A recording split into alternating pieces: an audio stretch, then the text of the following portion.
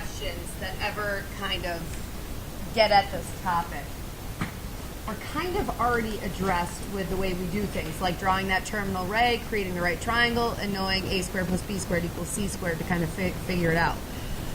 This Pythagorean identity is something, I mean, you'll use this again and again, like in pre-calc or AP Calc, wherever you go. Sine squared plus cosine squared equals 1. The reason for that is because we learned on Friday, sine is like your y coordinate, and cosine is like your x coordinate. So like if you were to plot a point that got you to, like on a graph, if we put a point in, I don't know, the second quadrant, this would be your cosine of x, and this would be your sine of x. And if it's in the unit circle, it's technically r times the cosine of x and r times the sine of x, but in the unit circle, r is 1. And so your hypotenuse is 1. And can you see why sine squared plus cosine squared equals 1 squared? That's where the Pythagorean identity comes from. It's just something that you should memorize, just knowing that sine squared plus cosine squared equals 1. So that's one way of thinking of it, because we have a shortcut, and all of these things are sort of intertwined. So this is just one way of understanding it, if you just believe me in the fact that I'm telling you that the x coordinate is cosine x and the y coordinate is sine. And I kind of explained to you why that was on Friday. But we're going to prove this coming from a different vantage point, why this is true based on just a regular triangle. So I just did a right triangle, and this is A, this is B, and we'll call the hypotenuse C, and our alpha they've labeled in the bottom right corner. So the sine of alpha is what over what, based on the triangle? Sine of alpha is the opposite over the hypotenuse, which would be A over C. And the cosine of alpha is adjacent over hypotenuse, correct, B over C. So in this formula, grabbing onto SOHCAHTOA a little bit, we're going to replace the sine of alpha with A over C. And we're going to square it. So A over C is getting squared because the sine of alpha is getting squared. The cosine of alpha, which we just said is B over C, is also getting squared, and we're going to try to prove that this is 1, right? Speaking of solving rational equations, we're going to kind of do that right now. So when you square a fraction, you square the numerator and you square the denominator. So when I square b over c, it's going to become b squared over c squared, and I'm going to try to prove why this is 1. I can rewrite 1 as what over what, so that there is a common denominator all the way across. C squared over c squared, right? Now, I can't drop the denominator in a proof. That's a solving technique. Getting a common denominator all the way across and then dropping it is a solving technique, because what I'm technically doing is multiplying both sides by c squared. You can't do anything, quote unquote, to both sides in a proof, only when you're solving. So what I want to focus on is this side, because if I have a common denominator on this side, I can rewrite this as one fraction. Agreed? Right? They already have a common denominator, so I'm just going to rewrite it as a squared plus b squared all over c squared. Maybe I didn't even need to change the right side. Well, we did, so we'll just stay with it. And then, because it's a right triangle, don't we know that a squared plus b squared equals c squared? So I'm just going to use that fact, and I'm going to take an a squared plus b squared out, and I'm going to replace it with c squared. So this is just going to get replaced with c squared over c squared equals c squared over c squared. Done.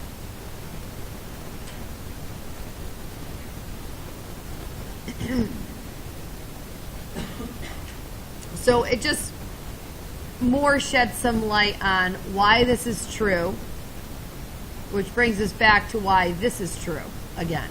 It's all intertwined. Why the x-coordinate is cosine and the y-coordinate is sine. I don't believe you'll ever have to do that again. What's up?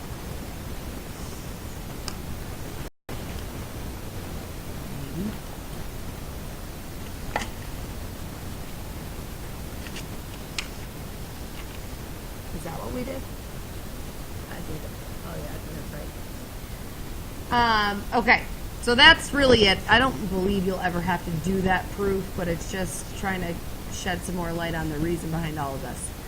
And then I think I just have some examples that are old news here. If an angle lies in Q3 with cosine beta equaling negative 8 over 17, find the value of the sine of beta.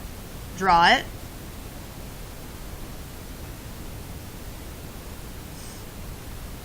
Drop your triangle. And Natalie, cosine is what over what? Adjacent, so I'm going to label the adjacent side negative 8.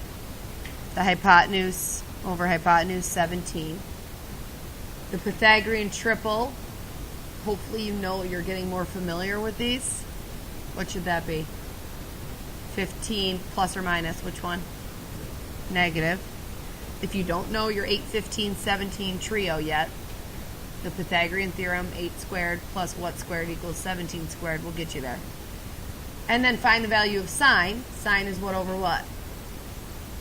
Opposite over hypotenuse.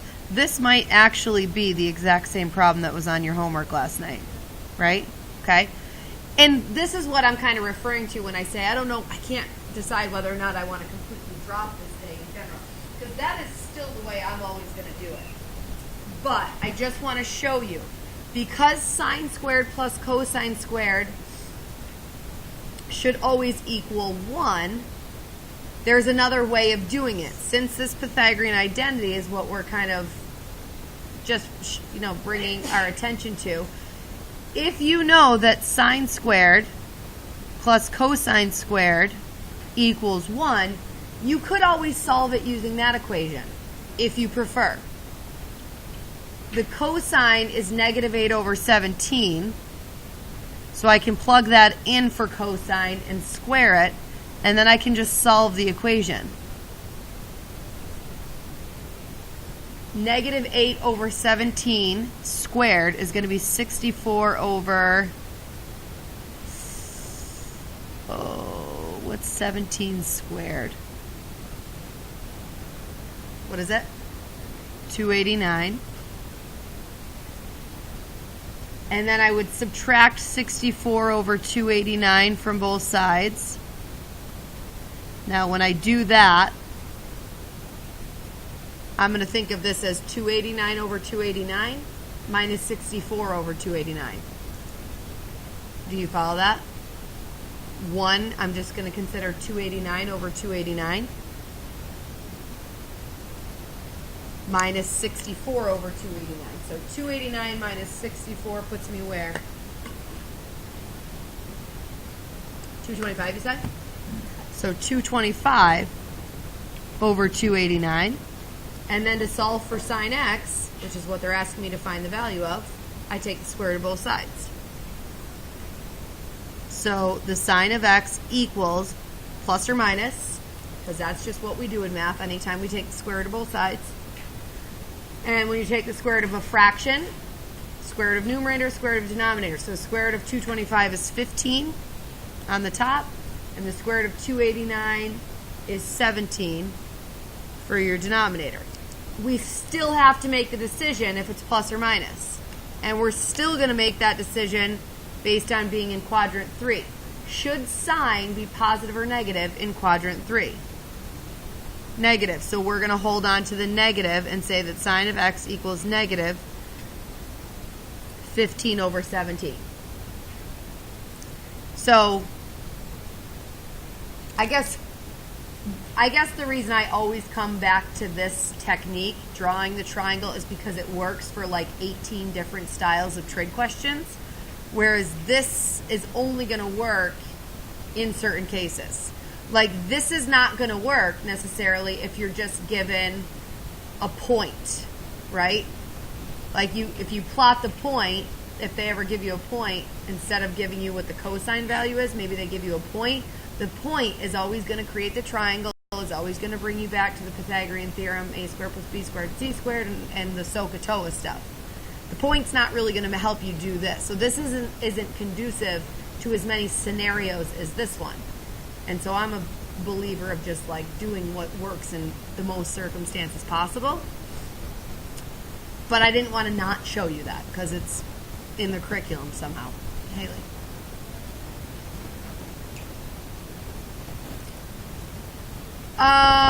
There are Pythagorean identities that have to do with tangent because this works in the unit circle, and the legs are your leg if you're over 1, because if your hypotenuse is 1, your legs are sine and cosine.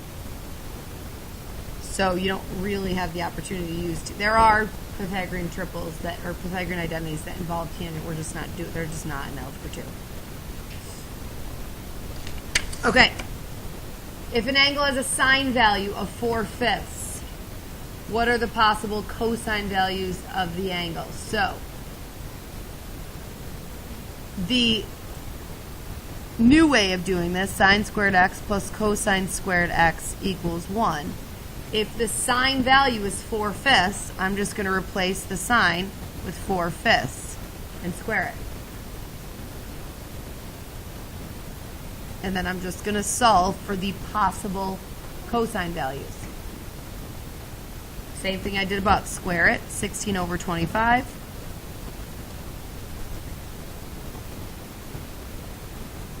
Subtract the 16 over 25 over.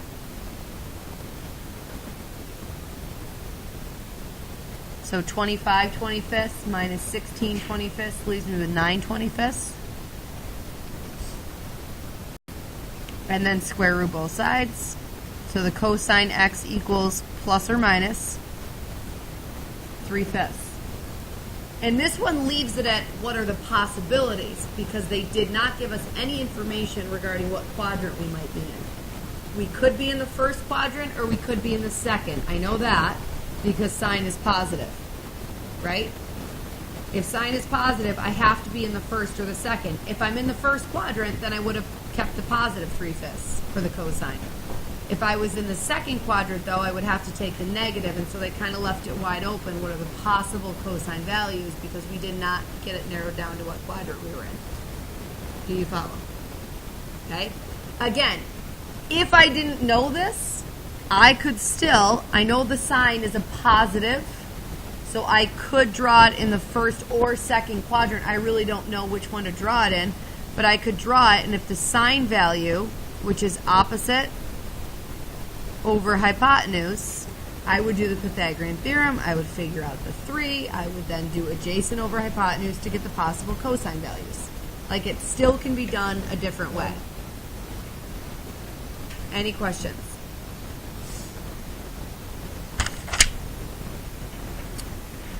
This is the one type of question I don't think you could do, and maybe this is why in my head I keep doing this day. I don't know if there's any other way to do this, and we've seen a multiple choice like this on the Regents like a couple times. What is the value of sine squared 15 plus cosine squared 15? Any ideas? Okay, here's the big topic of the day. Sine squared of some x value plus cosine squared of some x value is 1. So the sine squared of 15 plus the cosine squared of 15 would be 1. Sine squared of 37 plus cosine squared of 37 would be 1. And, okay, so let's pretend you are like, well, why would we even know this? Why couldn't we just type this into our calculator? By the way, I should tell you this. How do you figure out the sine squared of 15? The way that they write squared on trig functions is really the order of operations here is to find the sine of 15 and then square the answer. So the sine of 15 is that squared becomes that. And then the cosine of 15 squared is that. And if I took the cosine squared and added it to the, go back up, added it to the sine squared, I'll get 1. You can do this on your calculator. You might want to do this just to get it done in all in one shot. Put the whole thing in parentheses, so the sine, and that immediately opens its own set of parentheses. The sine of 15, close the 15 and close the sine of 15, and then square that answer, plus, open parentheses again, cosine of 15, close the 15, also close the cosine, and then square it, you'll get 1. Okay? If I do sine of 15 squared, let me see. I think maybe that will take the sine of 15 first also anyway. I'm just nervous that would do the sine of 225. It does work that way. So sine of 15 squared, sine of 15 squared still, oh, I guess that does work. So it does still take the sine of 15 first, and then squares the answer. I was just a little nervous it would do the sine of 225, but it doesn't. So that's actually still okay. Good to know. The one thing you wouldn't be able to do, and I could see the Common Core doing this, sine squared of 8x plus cosine squared of 8x, and asking you to evaluate that. You can't type that into your calculator because there's an x involved and you don't know what it is. But if you know your property, that just equals 1. They could even give you a crazy symbol. Sine squared of a smiley face plus cosine squared of a smiley face equals 1. As long as that's the same thing, right? Here's what you already do know. What if I, let's go with your memorized values. What if I did the sine squared of 30 plus the cosine squared of 30, right? Obviously, yes, we know that this is 1 because of the new property, the new Pythagorean theorem. But what is the sine of 30? Mr. and Mrs. Memorize you values people. 1/2. And what is the cosine of 30? Root 3 over 2 squared. And we can actually confirm that 1/4 plus 3/4 equals 1. Agreed? So it does work with your memorized values. Okay, I'm done with that. Next one. So just know that, because that's the one case where you either know the Pythagorean triple or you don't. When you see sine squared of something plus cosine squared of the same thing, just 1. All right, next one. If point P is 1 unit away from the origin in quadrant 1, point P in quadrant 1 unit away from the origin. First of all, it tells me we're on the unit circle, right? Drop your triangle. So leg squared plus leg squared will be 1 squared. If we know our angle, the x is your cosine of the angle, plus your y is your sine of the angle, so cosine squared plus sine squared equals 1. Same idea. If sine squared is 1/2, so this is a little tricky because up until this point, if we were doing it the triangle way, we're given sine of theta. In this case, they're giving us sine squared. So if we wanted just the sine, we would have to take the square root of both sides. Agreed? Give me 1 second, Lucas. So if you take the square root of both sides, that'll be that the sine of theta equals, plus or minus, the square root of 1 on top is 1, and the square root of 2 on the bottom is just stays root 2. And then you have to rationalize that, so it'll become plus or minus root 2 over 2. And then, is it positive or negative? Is the sign is positive, so it's positive root 2 over 2. This would probably trip you up, because sine is supposed to be the opposite over the hypotenuse, which would probably throw you off a bit, because how is that possible when it's over 2? this is over 2, so you would, if you were labeling it based on this, you probably would do opposite root 2 over hypotenuse 2, correct? And the labels wouldn't really match up, which we'll talk about again in a second.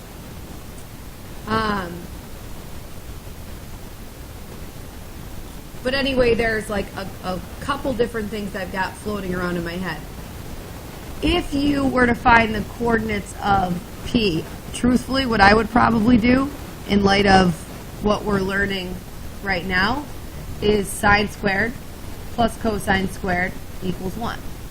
So my sine squared, and they're actually giving you the sine squared value. They're not giving you the sine value that you then have to square. They're telling you that sine squared is 1/2. So you just have to figure out what cosine squared is. Subtract 1/2 from both sides, so cosine squared of x equals 1/2. Square root both sides. So the cosine of x is going to be plus or minus root 1 over root 2, which is 1 over root 2, which rationalized is plus or minus root 2 over 2. And is it positive or negative? What is it? Positive. Root 2 over 2. So your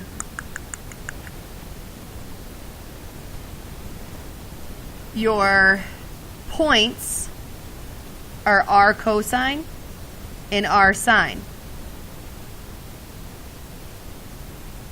So your radius is 1 times your cosine of x is root 2 over 2. And your sine of x is root 2 over 2 also. So the coordinates of P are root 2 over 2 and root 2 over 2.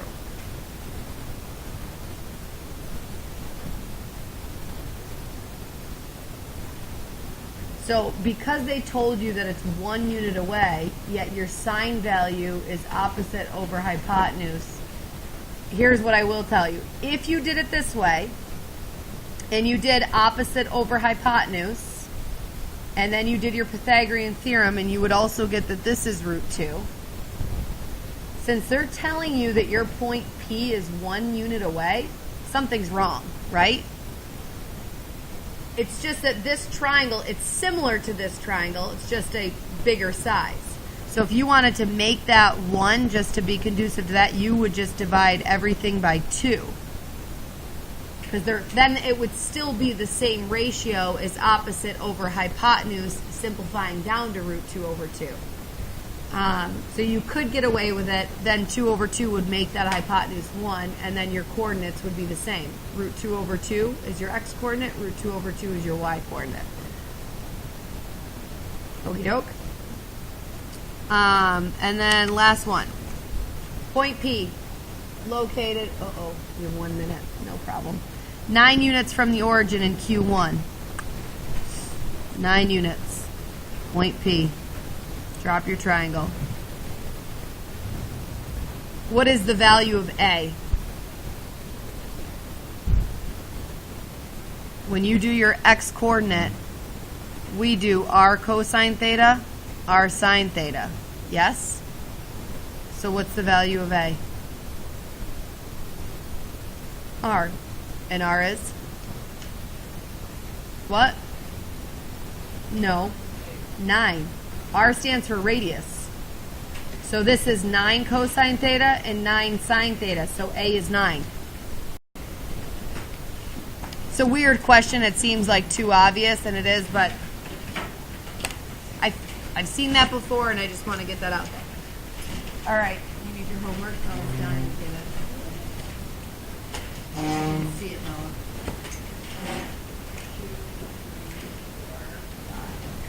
6 more to don't miss that.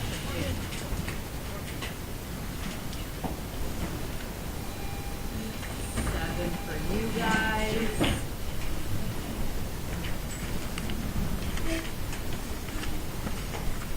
People who made up their midterm, their Frenchies, I have those for you for correction, so grab those from me on your way out. Did you have an extra one, Morgan? Yeah. Oh, that's right.